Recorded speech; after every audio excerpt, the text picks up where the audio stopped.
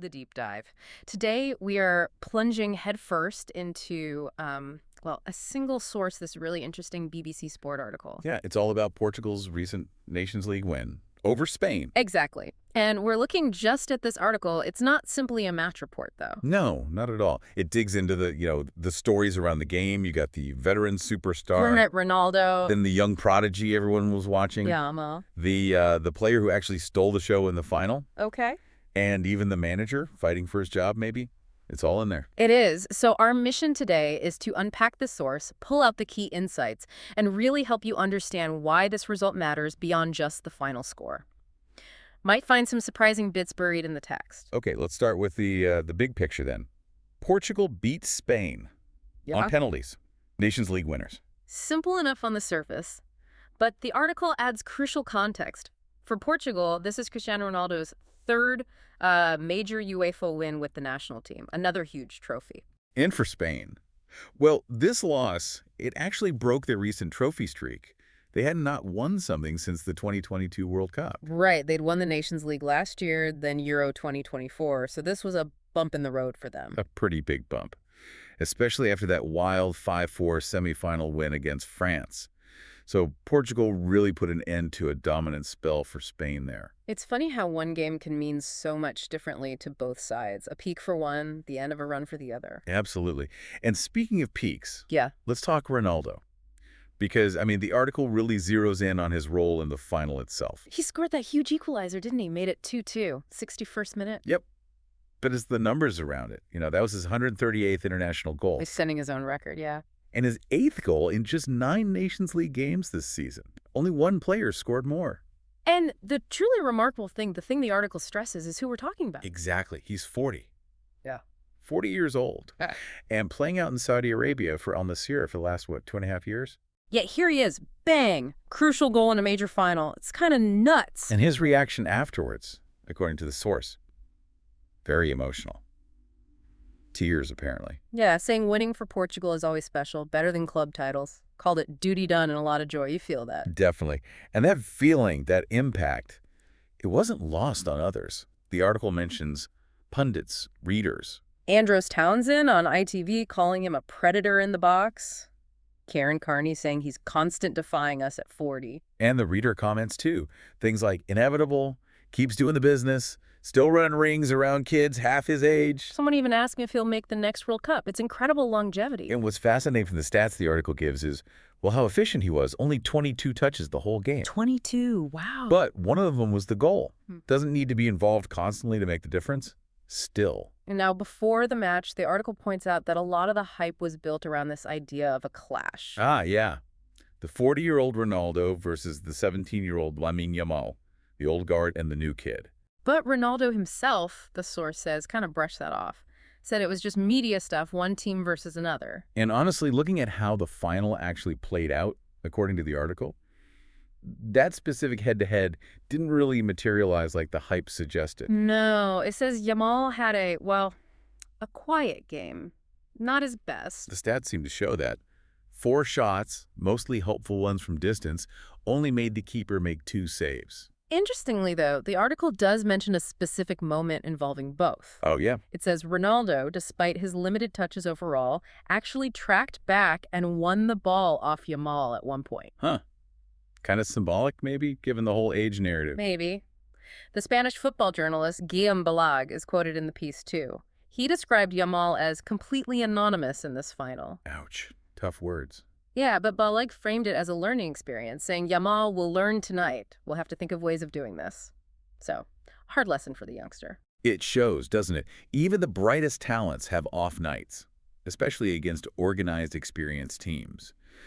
But while everyone was watching Ronaldo and Yamal, the article really shines a light on someone else who dominated. Nuno Mendes. Has to be. Portugal's left back. Man of the match. Right.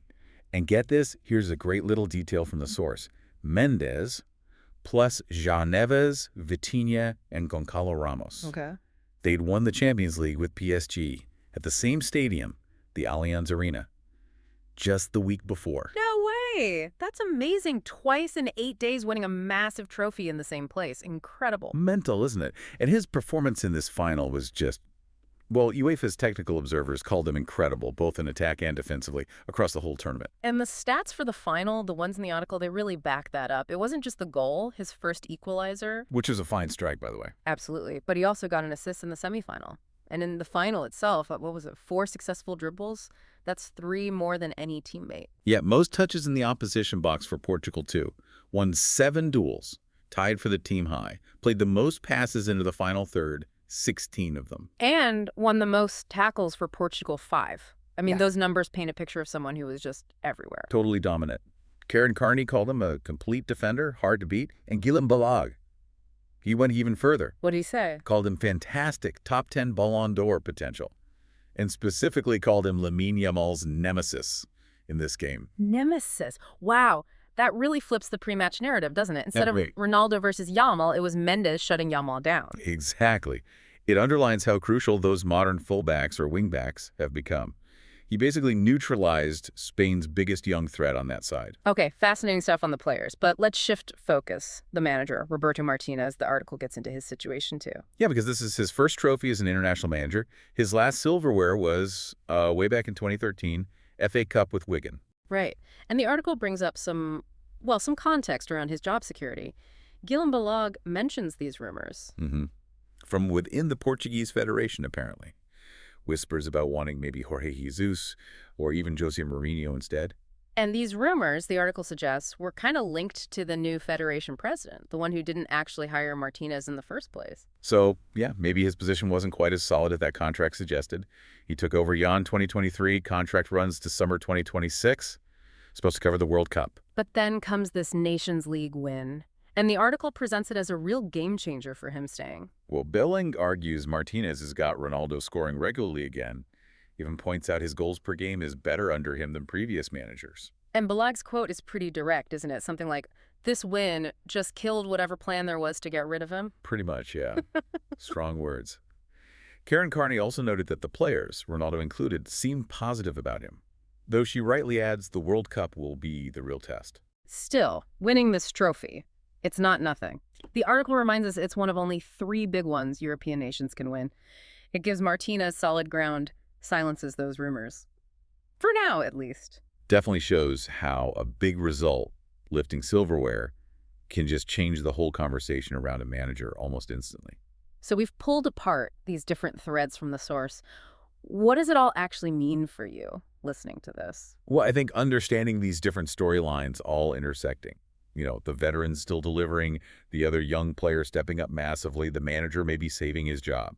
It gives you a much richer picture than just seeing Portugal win. Absolutely. It's not just 22 players kicking a ball, is it? It's all these individual stories, the team dynamics, the tactics, even the off-field stuff reported in the media. It all comes together in that one result. Yeah, the scoreline is just the kind of the final beat. There's a whole symphony underneath it. It helps you see what's really going on. So wrapping up this deep dive into the BBC Sport piece, we've seen how one single match really brought several powerful narratives right to the forefront. Yeah, you've got almost the legend of Ronaldo still being decisive at 40, even playing in Saudi Arabia. Yeah. That enduring power. Then the rise of Nuno Mendes, not just shining, but maybe being the key factor in nullifying Yamal, completely turning that expected clash narrative on its head. Right, the quiet dominator in that specific game. When we saw the immediate impact winning a trophy can have on a manager like Martinez, potentially stopping those rumors Balag mentioned right in their tracks. It's like a snapshot, isn't it? Different generations, different pressures all colliding on that pitch.